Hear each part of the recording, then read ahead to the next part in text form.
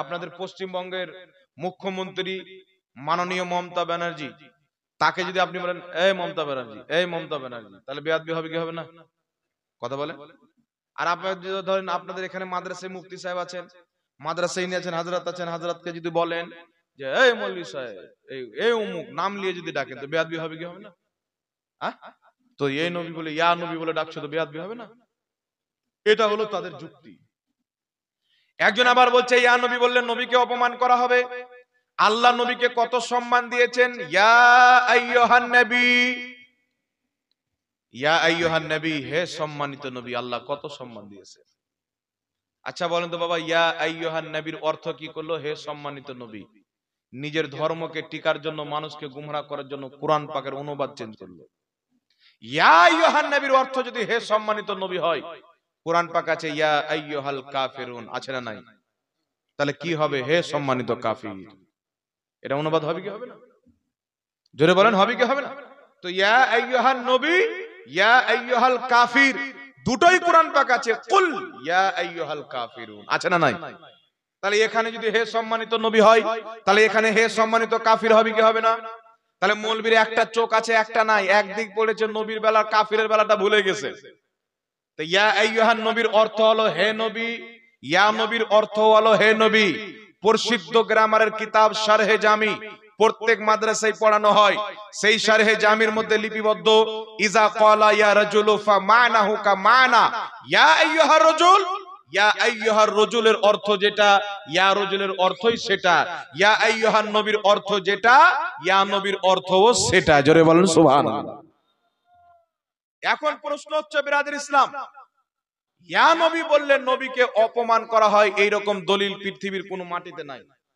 আপনারা একটু বলেন তো, ইয়া নবী বললে যদি নবীর অপমান হয়, তাহলে ইয়া আল্লাহ বললে আল্লাহর অপমান হবে কিনা? কথা বলেন। ইয়া নবী বললে যদি নবীর অপমান হয়, তো আল্লাহ বড় না নবী বড়? নবী বড় না আল্লাহ বড়? জোরে বলেন। আল্লাহ বড়। আল্লাহ খালিক, নবী মাখলুক। আল্লাহ মাবুদ, নবী বান্দা। আল্লাহ সাজদা পানে वाला, নবী সাজদা করনে वाला। আল্লাহ ইবাদত পানে वाला, নবী ইবাদত করনে वाला। তো নবীকে যদি ইয়া নবী বললে নবীর অপমান হয়, তাহলে ইয়া আল্লাহ বললে আল্লাহর তো বেশি অপমান হবে। তাহলে ওই মৌলবীর ফতোয়া অনুযায়ী ও তো আল্লাহকে অপমান করেছে। তাহলে সুন্নিরা জাহান্নামে পরে যাবে, ও আগে যাবে নাকি বলেন? আগে যাবে কি যাবে না? প্রত্যেকটা যুক্তির পিছনে তাদের কোরআনের ভুল ব্যাখ্যা, হাদিসের ভুল ব্যাখ্যা রয়েছে। তবে মনে রাখবেন বিরাদর ইসলাম, মদিনার সাহাবী কি বলেছেন? মুসলিম শরীফের হাদিস, ইয়া রাসূলুল্লাহ ইয়া মুহাম্মদ। সাহাবা বলছেন ইয়া রাসূলুল্লাহ বলাও যায়, ইয়া মুহাম্মদ বলাও যায়। জোরে বলেন সুবহানাল্লাহ। এখন আপনাকে বলি, শুনেন, একটু লক্ষ্য করে শুনেন। নবী পাক সাল্লাল্লাহু আলাইহি ওয়াসাল্লামকে আল্লাহ কোরআন পাকে ইয়া আইয়ুহান নবী বলেছেন, অন্য নবীকে ইয়া মুসা, ইয়া ঈসা, ইয়া ইয়াহইয়া বলে ডেকেছেন। তাহলে বোঝা গেল ইয়া আইয়ুহান নবী বলে নবীকে সম্বোধন করা জায়েজ আছে, ইয়া নবী বলে সম্বোধন করা জায়েজ আছে। এখন আপনাকে বলি শুনেন, আগে নাম পরে সালাম, একটা মাসলা। আগে নাম পরে সালাম। হাদিস হচ্ছে আসসালামু কাবলাল কালাম, আগে সালাম পরে কালাম। আমরা বললাম ইয়া নবী সালামু আলাইকা, আগে নাম হয়ে গেল পরে সালাম হয়ে গেল, তো হাদিসের খেলাফ হয়ে গেল না? হাদিসের খেলাফ হয়ে গেল না? তবে একটা কথা মনে রাখবেন, তিরমিজির হাদিস আসসালামু কাবলাল কালাম, আগে সালাম পরে কালাম। ইমাম তিরমিজি বলছেন হাদা হাদিসু মুনকার, এই হাদিসটা সহিহ নয়, মুনকার হাদিস। সহিহ হাদিস কি? আজ থেকে প্রায় 1000 বছর পূর্বের লেখা কিতাব শারফে মুস্তাফা, তারিখে জুরজানি, দুটি কিতাবের মধ্যে বিশুদ্ধ সনদে হাদিস। মালকুল মউত এসে বলছেন ইয়া রাসূলুল্লাহ, আপনার আত্মা কবজ করতে এসেছি। আল্লাহ বলেছেন ইসরাইল আমার নবীর কাছে অনুমতি চাইবে। নবী যদি রাজি হয়ে বলে যে আমার আত্মা কবজ করো, করবে, না বলে তো করবে না। আর মালকুল মউত জানে, একবার গিয়েছিলাম, মুসলিম শরীফের হাদিস, মুসা আলাইহিস সালামের কাছে গিয়ে বলছেন আপনার কাছে আল্লাহ পাঠিয়েছেন কেন? বলছে আপনার আত্মা কবজ করব। মুসা আলাইহিস সালাম একটা পটাশ করে থাপ্পড় মারলেন, ইসরাইল আলাইহিস সালামের চোখ বেরিয়ে পড়ে গেল। সহিহ মুসলিমের সহিহ হাদিস, চোখ বেরিয়ে জমিনে পড়ে গেল। আমার নবীর দরবারে সাহাগী সালেন্ডার, হুজুর আপনি যদি অনুমতি দেন আত্মা কবজ করব, না দিলে করব না। এমনি সময় জিবরিল আলাইহিস সালাতু ওয়াস সালাম আসলেন। জিবরিল আলাইহিস সালাম এসে বলছেন ইয়া মুহাম্মদ আলাইকাস সালাম। সুবহানাল্লাহ হবে না? একটি হাদিসে আছে উনি বললেন ইয়া মুহাম্মদ আলাইকাস সালাম, আরেকটি হাদিসে আছে উনি বললেন ইয়া আহমদ আলাইকাস সালাম। আমার নবী বললেন না জিবরিল ইয়া মুহাম্মদ বলে পরে সালাম দেওয়া বিদআত, ইয়া মুহাম্মদ বলে পরে সালাম দেওয়া নাজায়েজ, ইয়া আহমদ বলে পরে সালাম দেওয়া চলবে না। আমার নবী বললেন ওয়া আলাইকুমুস সালাম। আমার নবী উত্তর দিয়ে সমর্থন করে কিয়ামত পর্যন্ত বৈধ করে দিলেন। আর কিয়ামত পর্যন্ত নবী মুস্তাফা দলিল কায়েম করে দিলেন যে কিয়ামতের সকাল পর্যন্ত আগে ইয়া নবী বলা পরে সালাম দেওয়া, আগে ইয়া হাবিব বলা পরে সালাম দেওয়া, এটা বিদআত নয়, সমস্ত ফেরেশতার সরদার জিবরিল আলাইহিস সালামের সুন্নাত। জোরে বলেন সুবহানাল্লাহ। তো আমার আপনার নবী বলছেন সহি, আরে মৌলবি আজকে মানুষকে বোকা বানাচ্ছে যে ইয়া নবী বলা যাবে না। আল্লাহ হেদায়েত দান করুক, সকলে পড়ুন আল্লাহুম্মা আমিন। সাহাবায়ে কেরাম জিদ্দর ময়দানে গেছেন, তো কাফিরও বলছে আল্লাহু আকবার, মুসলমানও বলছে আল্লাহু আকবার। তো টেনশনে পড়ে গেলেন মারবো কাকে ছাড়বো কাকে। তো সাহাবা চিঠি লিখলেন, আবু বকর সিদ্দিক তখন খলিফা ছিলেন, নবী আমার ইন্তিকাল করেছিলেন। আবু বকর সিদ্দিককে চিঠি লিখলেন, হুজুর কাফির আল্লাহু আকবার বলে, আমরাও আল্লাহু আকবার বলি, মারবো কাকে ধরবো কাকে বুঝতে পারে না, কি করি? আবু বকর সিদ্দিক উত্তরে বলছেন, কাফির যখন আল্লাহু আকবারের স্লোগান দিবে তোমরা ইয়া মুহাম্মদ ইয়া রাসূলুল্লাহর স্লোগান দিবে। জোরে বলেন সুবহানাল্লাহ। তো ইয়া নবী বলা ইয়া মুহাম্মদ বলা এটা তো সাহাবার সুন্নাত। লাস্ট একটি হাদিস শুনিয়ে দিই। কিতাবটির নাম হলো আল আদাবুল মুফরাদ, লেখকের নাম হলো ইমাম বুখারী, যিনি বুখারী শরীফ লিখেছেন। আল আদাবুল মুফরাদের মধ্যে হাসান সূত্রে একটি হাদিস নিয়েছেন। হযরতে আব্দুল্লাহ ইবনে উমর কুফাতে তিনার ডান সাইড প্যারালাইসিস হয়ে গেলেন, ওষুধ খাচ্ছেন ঠিক হচ্ছেন না, ডক্টর দেখাচ্ছেন ঠিক হচ্ছেন না। হযরতে আব্দুল্লাহ ইবনে উমরকে তিনার ছাত্র বলছেন উযকুর আহাব্বান নাসে ইলাইকা, আপনি যাকে সবচাইতে বেশি ভালোবাসেন তার নাম ধরে সাহায্য চান, আল্লাহ আপনাকে ঠিক করে দিবে। উনি বলছেন ইয়া মুহাম্মদ। জোরে বলেন সুবহানাল্লাহ। কুফার মাটি থেকে নবীর ইন্তিকালের পর আব্দুল্লাহ ইবনে উমর সাহাবী বলছেন ইয়া মুহাম্মদ। তো সাহাবী যদি ইয়া মুহাম্মদ বলে নবীর বেয়াদব না হয় তাহলে আমরা বেয়াদব হলাম না, সাহাবীর সুন্নাত আমল করলাম। জোরে বলেন।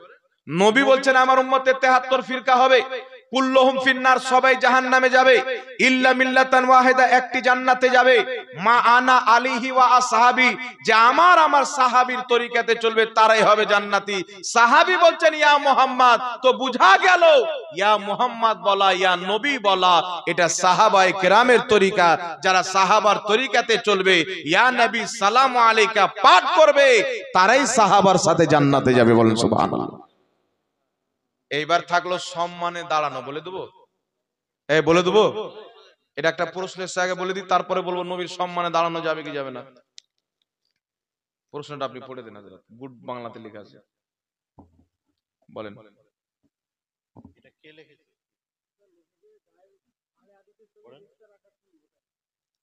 আচ্ছা দেন দেন। আসসালামু আলাইকুম। ওয়ালাইকুম আসসালাম রাহমাতুল্লাহ। আমার প্রশ্ন হলো, ওয়াহাবি আহলে হাদিসদের সাথে সম্পর্ক করা যাবে কিনা, এটাই আছে মনে হচ্ছে। রিশতা করা যাবে কিনা, সম্পর্ক করা যাবে কিনা, বন্ধুত্ব করা যাবে কি যাবে না। আমি আপনাদেরকে একটি হাদিস শোনালাম সাহাবায়ে কেরামের। দেখেন আহলে হাদিসদের আকীদা হলো নবীর ওসিলা নেওয়া শিরকে আকবার। নবীর ওসিলা শিরকে আকবার। আচ্ছা, তো আমার দিকে বাড়াচ্ছেন তো মনে হচ্ছে আমাকে দিচ্ছেন আপনি। নবী পাক সাল্লাল্লাহু আলাইহি সাল্লাম হযরতে আলীর মা যখন ইন্তিকাল করলেন, মাজমা জাওয়াইদের মধ্যে সহিহ হাদিস, তো আল্লাহর নবী দোয়া করলেন, আল্লাহ তুমি আমার মায়ের মাগফিরাত করো বিহাক্কে নবিয়্যিকা ওয়াল আম্বিয়া আল্লাযিনা মিন ক্বাবলি। তোমার নবী আমার ওসিলায় এবং পূর্বের সমস্ত নবীর ওসিলায়। কে দোয়া করছেন? আমার নবী। তাহলে আমার নবী দোয়া করছেন আমার ওসিলায়, পূর্বের সমস্ত নবীর ওসিলায়। তাহলে নবীগণের ওসিলা নামাজ জায়েজ না নাজায়েজ? নবীর সুন্নাত। আমার নবী নিয়েছেন, সাহাবা নিয়েছেন, তাবরানী শরীফের মধ্যে সহিহ হাদিস। এখন লামাযহাবীদের আকীদা হলো নবীর ওসিলা হলো শিরিক। নবীর ওসিলা কি? শিরিক। তো যে কাজটা নবী করেছেন সেটাকে যদি শিরিক বলে, তাদের ফতোয়া অনুযায়ী আমার নবী মুশরিক, আমার নবী শিরিক করেছেন। তো এদের এমন এমন ফতোয়া আছে, এদের ফতোয়া অনুযায়ী নবীও শিরিক করেছেন, সাহাবাও শিরিক করেছেন, আর আল্লাহ বলছেন ওয়াবতাগু ইলাইহিল ওসিলা, আমার নিকটে ওসিলা পেশ করো, তো আল্লাহও শিরিক করেছেন। কেউ বেঁচে নাই। এমন উটপাটাং ফতোয়া দেয়, শিরকের ফতোয়া, জঘন্যতম ফতোয়া। রাসূল বলছেন যদি কেউ কোনো মুসলমানকে মুশরিক বলে, সে নিজে কাফির মুশরিক হবে। যদি কেউ কোনো মুসলমানকে মুশরিক বলে, সে নিজেই কাফির হবে, ইসলাম থেকে বেরিয়ে যাবে, চিরস্থায়ী জাহান্নামী হয়ে যাবে। এই জন্য বিরাদ ইসলাম, তাদের আকীদা নবীর ওসিলা শিরিক, তাদের ওসিলা কিয়ামতের নবী কোনো উপকার করতে পারবে না। আর হাদিস হচ্ছে, হাদিসের মধ্যে একটি হাদিসকে বলা হয় হাদিসে মুতাওয়াতির। হাদিসে মুতাওয়াতির বলা হয় যে হাদিসকে এত সংখ্যক সাহাবা বর্ণনা করেছেন যার মিথ্যা হওয়া অসম্ভব। এই ধরনের হাদিসকে বলা হয় হাদিসে মুতাওয়াতির। আর হাদিসে মুতাওয়াতিরকে কেউ যদি অস্বীকার করে, ওই ব্যক্তি কাফির।